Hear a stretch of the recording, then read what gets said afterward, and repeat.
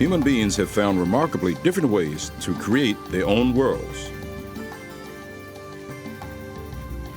In spite of very similar needs and intentions, our creations take vastly different forms. The richness of these cultural and individual differences have now become a business opportunity and challenge. Organizations are operating on a global level as never before, and global no longer means only going international, but includes what is happening right down the hall. Separate worlds are becoming one world. It's not a matter of the Europeans coming to the United States and the Asians coming to the United States, but the Europeans going to Asia, the Asians going to South America, South Americans going to Asia. European countries and Asian countries, just by the nature of their development and their history, have been forced in some respects to work with other countries. So they're used to dealing with other cultures and they're used to dealing with different languages. The Americans haven't had to face that issue or those sets of issues until very recently. We're beginning to recognize how much we have to learn about one another. There are different practices, personal styles, protocols, and courtesies. We live in a world of multiple realities. And if you're going to be accurate in your judgments, in your decisions, and in your interactions, then you must be aware that other people experience the same reality differently than you do. Can you imagine then when you come in a workplace where people come from different parts of the globe? The experiences are so different. What trust means is so different. What building a relationship means is so different. Caring is so different. So we need to work at how we can develop this relationship. And to do this, we have to have some knowledge of the other culture. We also have to have very detailed knowledge of ourselves and our own culture. For example, Western cultures tend to be very linear. They tend to deal with one topic at a time. You complete that and you move on to the next. As opposed to the culture where I come from, which is very circular. I may go through my mind, I may just be dealing with 5 different issues at a time, and they all make sense to me. And I sometimes find that I experience frustration dealing with people who are not used to that. And so I've learned to adapt. Adaptability and flexibility are only 2 of the important skills needed to build relationship across our differences. They're part of the process that creates a foundation of trust, enabling us to release the full power of our human energy. We begin this process of building relationship at the initiation phase by uncovering and discovering cultural contrasts and recognizing similarities. When we encounter differences, our tendency is to be rigid and to only resort to what we know and what we've been acculturated to know, which is a habit. In actuality, it's a habit that's very good for us. It makes us run our lives efficiently, but in terms of building a relationship, it has the opposite effect. Domo. Good to see you, Kenji. Mr. Sakamoto? Oh, sorry.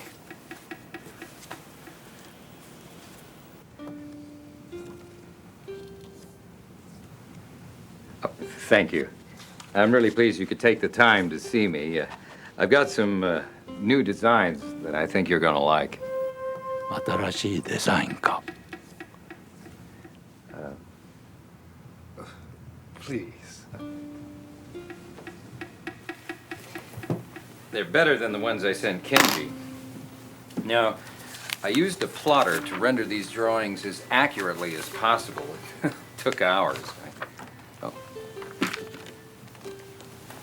よくしゃべるやつにはろくなものいない。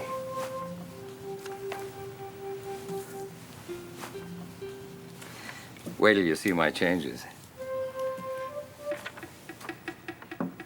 Did you have a good flight, Mr. Lawson? Yeah, I just got off the plane, but I'm ready to go. Now, Mr. Sakamoto, what I have here is a modified design with features superior to our competitors and a better price than we negotiated on paper. Personality can be a key factor, especially when doing business in Asia.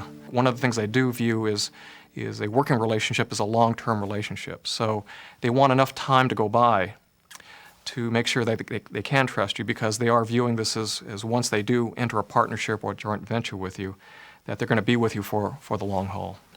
Sometimes Americans, with their more aggressive, open approach, aren't always sensitive to that fact. Steel right along this wall. Dave! Mr. Larson. We have to let our engineers look at the changes. They are qualified to assess your work. Wait a minute, Kenji, you are the technical expert. Mr. Sakamoto is the director of the division. Isn't he here to sign the contract? I mean, the only new changes are improvements. まずその変更を見てみることだね。We give you answer next week. Next week? I thought we already agreed on the guidelines. I have to be in Kyoto tomorrow morning. Perhaps we can discuss this over dinner this evening and close the deal. I'm sorry you can't stay longer. Perhaps we discuss this again next time. Next time? I'm not due back here for another 6 months. Look, I'll tell you what. If you can fax me a tentative agreement before I leave, I'll have the installation fee reduced by, say, 4%. I'll drive you back to your hotel, Mr. Larson. Sometimes Western people go to Asia, they waste a lot of time to negotiate one contract and it fail, and they go to another contract that fail. They don't know why. They don't know why they cannot understand that. Maybe they have a good piece of a product. Maybe they have a good piece of idea, but they don't know how to communicate. You have to go in with an open perspective, and I think a knowledgeable perspective. You cannot go in to a global environment with a hat that says, this is my way, this is my perspective, I understand my language, my background, my frame of reference. You've got to understand what culture you're going into. There's an issue around respect, and you can do more harm than good if you don't seek to understand those differences. One of the pitfalls is making an assumption that everybody operates from your cultural perspective, which is totally ridiculous to think that all humans function that way. It's kind of like a Tower of Babel approach, that we're all going to be one. In point of fact, we're not. And sometimes the word culture becomes a stopper and can be used in really negative ways. Things that say, you don't understand my culture. And that's a real stopper. That kind of ends the conversation. And what I've come to understand is that all cultures are permeable. And my job is to understand how to get inside of their culture. Mr. Sakamoto, I am honored that you could take the time to talk with me. We really have to take into account the cultural differences. And that's, again, a matter of respecting people and their particular culture and their spirituality, which is their greatest source of motivation and accomplishment. This is particularly true when we talk about our customers. Thank you, Mr. Yamamoto, for arranging this meeting. I think if the person from the other culture recognizes an honest attempt to respect that culture, they'll forgive small faux pas that we fall prey to, but they'll see our real interest in finding out how to do things correctly. Did you have a good flight? Yes, I did. But nonetheless, I was happy to see Narita Airport. Yes, it's a long way from USA. Yes. I'm very pleased to be here. As the director of our Asian division, I have become aware of your organization's reputation, and I look forward to working with you. We are impressed with the quality of your work. Mr. Sakamoto and our team look forward to learning more about your operations and background. We enjoyed to meet you. Tonight, others in the group are looking forward to meeting you too. Great. I look forward to meeting your associates this evening, and of course, working with them on the revised drawings tomorrow. May we offer you some tea? That would be wonderful. it is always, at the end of the day, human beings are not machines. So to manage in different ways to create a good relationship with people is paramount importance. More in, what I say, different in type of Latin culture or Asian cultures, but it's always important. You can't deny that. In the conflict phase of the cross-cultural relationship process, we must build relationship to bridge our conflicts and learn to understand cultural and individual differences. In an American business environment, I think it is very task-oriented and then the relationship, as opposed to other cultures where there's more of an emphasis on the relationship. Who is this person? What is their family? Where do they come from?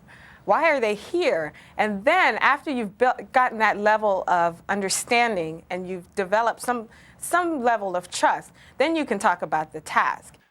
What we all need to do is find the appropriate balance, where there's high focus on relationship without enough on task, or where there's high focus on task without enough on relationship. There needs to be a redressing of the balance in order to bring it into sync, especially with somebody of another culture who does it differently. I don't think that you can ever get to the other side of the world without listening. That's the bridge. And people have to share a lot with one another before they can come to some sort of a common understanding.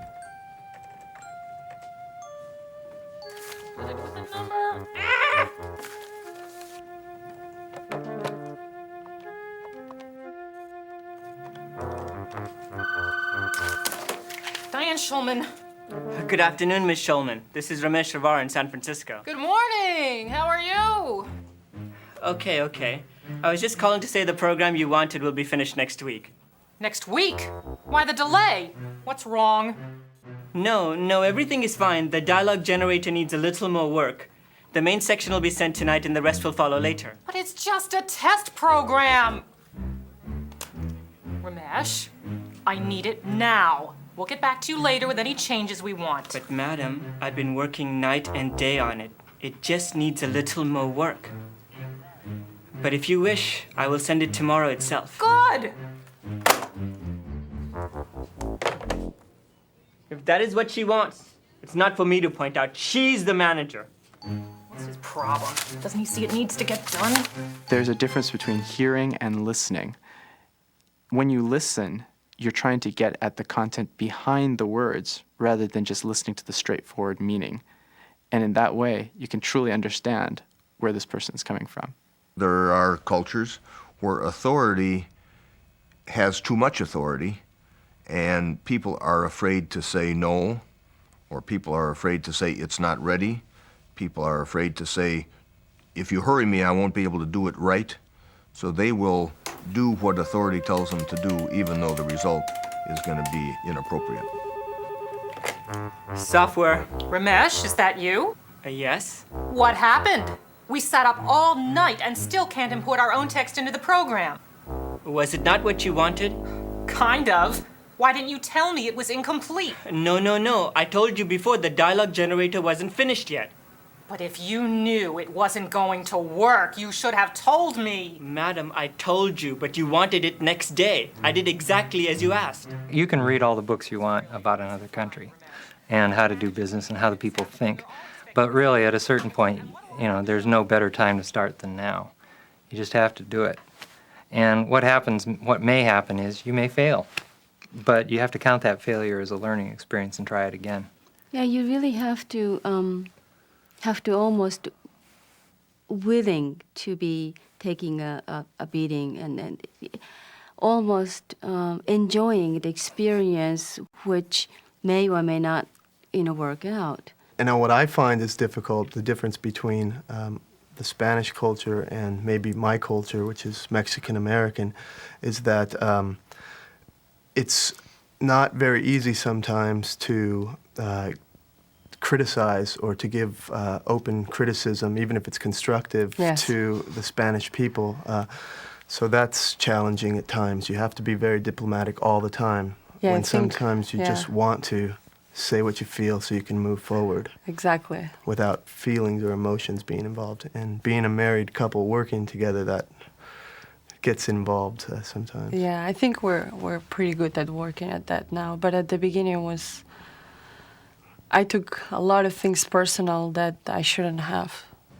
Even after 26 years, sometimes I make mistakes. Without unwillingly, I send messages which are the wrong ones, body language, sentences. Sometimes maybe because I want to be particularly nice, and as I said before, it's difficult for me not to be natural. If I'm natural, if I act naturally, I have less risks of making mistakes. If I want to be nice, to go overboard, to overkill, this is where I make mistakes. I've made a lot of mistakes in trying to relate across cultures. But usually there's a sense of humor no matter what culture you're in. And when people understand that you didn't do something to offend them, but you just made an honest mistake, people generally are very forgiving of that, and they'll allow you a little time to learn. In the negotiation phase of the cross-cultural relationship process, we must seek neutral ground in which we can negotiate a new way of being together and transform our relationships. The most complex situation is when we have members of a team that come from a variety of cultures. And in those cases, we clearly have the forming stage, and one must get through these various equilibrations before you can get to real performing. Thanks to those of you who handed me feedback on my report. Good morning, Chin. How are you? Good morning, everyone. Now, one of the things we've done is we've set some ground rules for multicultural teams. And we have some working rules for example, Westerners, and some working rules for Asians. For example, the rules for Westerners in the main are be quiet, don't talk too much, draw out the other person. I can contribute both in operations and marketing. What is the point of teamwork if he only wants my technical expertise? The plan we're devising doesn't have to be detailed, as it's for permit purposes only. And the Chinese don't have their act together anyhow. And our ground rules for Asians are volunteer what you think. Be sure to put your ideas forward. Ask meaningful questions. What does everyone think? Anybody want to add anything? Wait, please. First, I feel we need a broader understanding of the Chinese scene. Let's work out the bigger picture. After lunch, perhaps. And devise the details when we get to Beijing. Anything could happen between now and then. Mike? Excellent. I have a wonderful vision that I shared with Mike. Did you tell them, Mike? My intuition is we should do a competitive analysis, and I agree with Horacio. Well, I've worked out a plan that I think just about covers all of it. I'll get it to all of you. Wait a minute. Are we a team or not? I think we ought to talk to someone who knows the Chinese situation. Where from? Beijing hasn't exactly knocked themselves out trying to help us. Why go all the way to Beijing? We have an expert right here who is Chinese. Qian. But he's Taiwanese. Well, anyhow, if he does have something to say, why didn't he share it with us earlier? What do? I can't show up his mistakes. He's my boss, and I want to contribute to the team. Well, Chin? I think you're on the right track, Michael. And if you want it, here's my report. Well, if nobody wants to add anything, I'll go ahead with my plan. Let's take a break.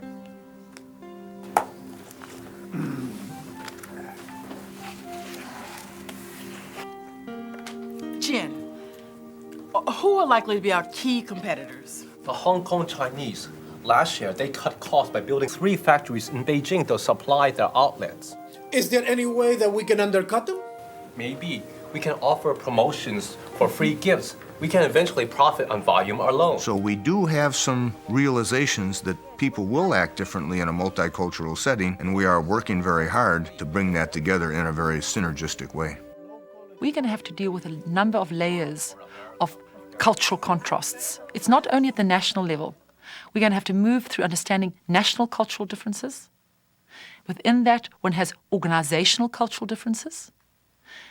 Within the organization, people operate within teams. And across our different nationalities, people have different understandings of what teams are about and how teams should function. And one has to become sensitive to that. And finally, one is also dealing with the individual. And the individual themselves is a unique individual with their own unique individual differences. And you're going to have to deal with that as well. Jen?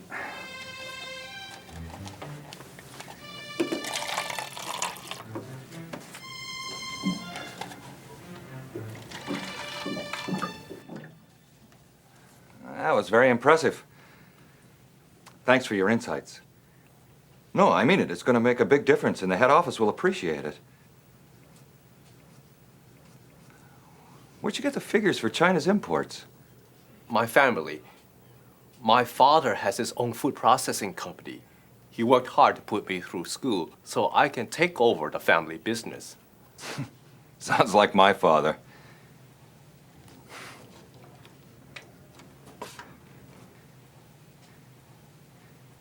Where's your father now? Shanghai, but he travels a lot to Beijing. Why didn't you give me your critical feedback directly? And if I had Mike? I cannot assume that my manager will now have to learn how to deal with me based on the new rules, now that he's recognizing, he or she is recognizing the multicultural aspect of a person. It's got to come from both sides. I've got to learn how to shift, just as my manager has got to learn how to shift. It's just like in a friendship. It cannot be a one-way street. If I don't have it right, tell me. We're all trying to find a solution. We all need to make a contribution. If we disagree, we'll talk about it. Okay, I'll remember that. Thanks. By the way, any contacts in China who can help us set things up? I have an uncle in Shanghai in agricultural supplies. He can help with initial contacts. Great. I'll see you in there in a minute. These perceptions of cultural differences shouldn't necessarily be automatically assigned to an individual who has grown up in that culture. I think the general statements made about cultures can be true in a general sense and be applied to the mass of a country or a region. But in every culture, individuals are individuals. They have their own strengths, weaknesses, idiosyncrasies, and that if someone is sensitive to at least perhaps their background or their perspective on things, then I think they can take the next step and then begin working with the individual to see, again, how that individual applies all of those differences and uses it for his or her own perspective. Those organizations, corporations, which manage to leverage that human competitive advantage, I still believe the human competitive advantage is the number one, the most important one. So those are the ones who actually, I'm not saying that those are the ones who necessarily are going to win in the marketplace, but they start from a much better position. Well, team, let's pick up our meeting with a brainstorming session. Anything goes. And then we can evaluate our ideas and decide on our overall action. Before we begin, Chin will share with us his perspective on the challenges we face in China and the specific cultural considerations of that market. Remember, we all have to be flexible. Each member coming from a different culture brings something different, opens a scenario that the other ones could not even think of. There's a richness that comes out of decisions that the team makes because you're almost doing a quality check at the time that you're going through the design or implementation of a particular project. Because hopefully, and that's what I think is the richness of diversity, is that you want people to bring their backgrounds in reality to the team so that it can help you in producing products and services that can relate to your customer base. Now, both of you know my ambition is to become operations manager. And this trip to America has put me in the best position for that job. And of course, the opportunity to see San Francisco, the second most beautiful city in the world, after Cape Town, of course. Oh. Really, I invite you to visit one of the new hotel sites in South Africa. Hey, team. Upstairs is pleased with our analysis on local needs and the adjustments needed on construction. Thabo, thanks a lot. You gave me all the ammunition I needed to convince him that the project is viable. No. It is not due to me alone, but to everyone on the team. As my grandmother used to say, one finger cannot pick up a grain. Of course. Unfortunately, there are a few problems we still have to iron out. We can't be too simplistic about the scenario over there. We need to have a flexible approach. Judy, I feel your facilities and services report. As we listen to others and their ideas, or they are eliciting our feedback, try not to be too critical. It's not necessary to tell people what it is that you think they're doing wrong. What is important is to acknowledge their ideas and to invite a dynamic to go to a higher plane, to allow people to think creatively and to encourage the creativity to come through. When we're working in a team situation, what we want is to allow for each person to give their best. We need to take a new look at the facilities and services that we can offer. How do you suggest we deal with it? Well, you know, I should have attached a note to that effect. I did have alternative scenarios, but I didn't include them because I wanted to get some input from Thabo and Yuki first. Yes. I think our most important consideration is that 60% of South Africa's population is younger than 30. That's a very good point. Absolutely. Yuki, your report is very clear. Oh no, now I'm going to hear about my mistakes in front of everyone. For a high-performance team, things like trust, clear understanding of vision, everybody needs to start at the same place. There need to be rules around communication, listening. You're working across a multiplicity of cultures, backgrounds, value systems. And the challenge is for everyone on that team to respect, become knowledgeable of those backgrounds. You've got to have those critical elements in place if you're going to have a self-managed and high-performance team. Wait, I'm part of this team. This is about the project. It won't be personal. Would you like to sum it up for us, or do you want me to do it? I can do it. Basically, what I did was to adapt our Asian model. We should table that modernization in both countries are changing old assumptions. My ball field estimate is, well, here. Thabo? Ballpark. Ballpark. Working in a multicultural team can be challenging. It's kind of learning process, and maybe within 2-3 months everybody adjusts in some way, and then you can get really good benefit from this multicultural team association. In the performance phase of the cross-cultural relationship process, we must utilize the gift of our differences and the power of our human energy. In most culture, you are taught from childhood that there's power in numbers. There is power when you are unified. That together, that one tree, no matter how big that tree is, can never be a forest. It could be the largest tree that ever existed in the universe, but it can never be a forest. In order to have a forest, you're going to have a collection of different sizes of different trees. And in African culture, in Asian culture, in most other cultures in the world, you are taught that it will be hard. Yeah, you may have a fire attack a forest, but it's going to be hard for that forest to die. According to my estimates, gas prices will not escalate more than 2 or 3% per year.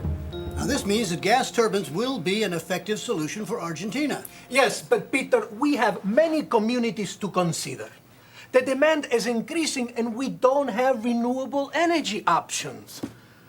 Argentina has so many opportunities. Maybe we can learn something from the South Africans. They produce 60% of all the electrical power in Africa. The challenge that I am interested in, which is very similar to yours, Horacio, is to increase the renewable energy options for other parts of the world. Light creates opportunities for people. Our options are wide. We have oil-generated power, but it is limited. Maybe gas is the direction. We have options for coal. However, coal is very dirty for the environment. Maybe hydroelectric power, but that can poison the rivers. Let's consider these options, and we should also conduct a feasibility study on each. Mr. Schwartz. Please, Kenji, call me Peter. Peter, our forecast for the gas price is somewhat different than yours. We predict at least a 6% increase each year. I think I agree with Kenji's forecast. Maybe we should consider nuclear. That could be a viable long-term option. But how are we going to quantify the environmental costs of going nuclear? The French produce 60 to 70% of their energy that way. No accidents yet. Bicultural people can sometimes play a key role in bridging the gap between two cultures. If those employees are not able to do that, leadership has to have the skills to bridge cultural gaps. Yamamoto-san, it is capital intensive and cheaper to operate, but it'll only make sense if we're going to need a lot of energy. Gas is cheaper to build, but more expensive to operate. What about other options? Hydroelectric power is not as expensive as nuclear, and it's your greatest resource. Yes, but I'm afraid we'll get opposition from the locals about flooding. And if they go to the UN? Why don't we ask the UN to work with the University of Buenos Aires to check the impact on the community? That won't work, Jerry.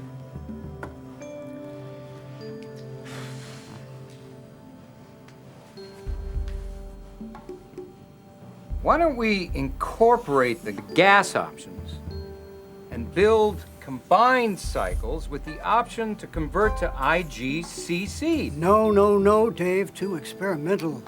No. If you don't mind, Peter, I'd like to hear some more about this IGCC. Well, Dave, maybe you do have a good idea there. Please, tell us more about the IGCCs.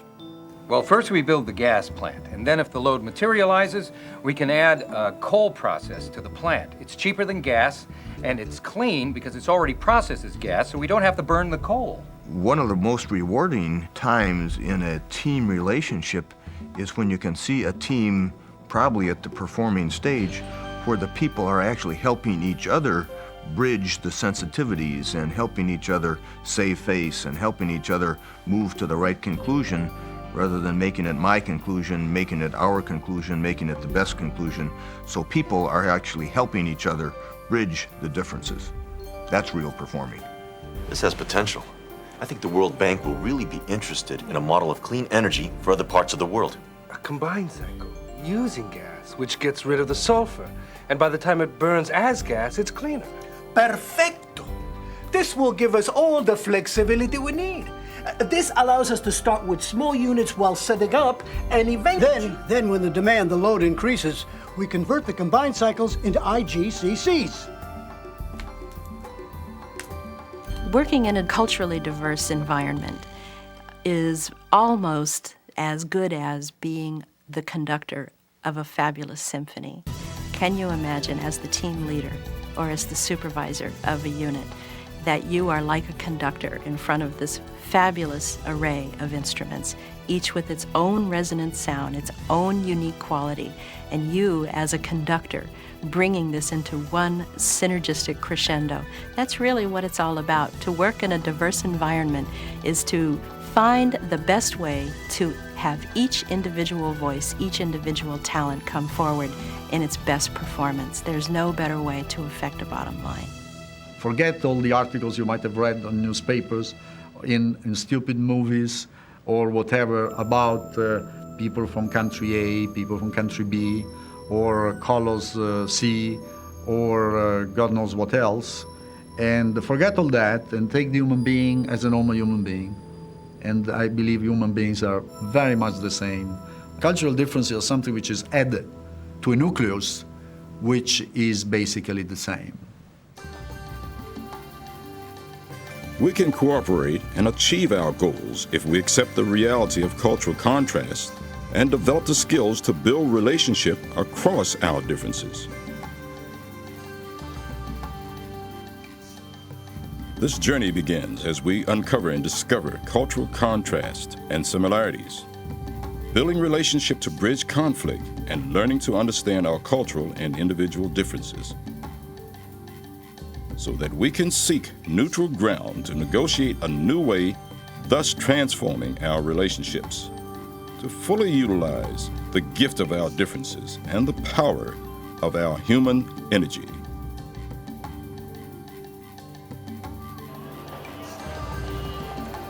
Organizations, teams, and individuals taking the risk to build relationship across differences on the home front will be richly rewarded in the global arena, where cooperation across our differences is the key to high performance.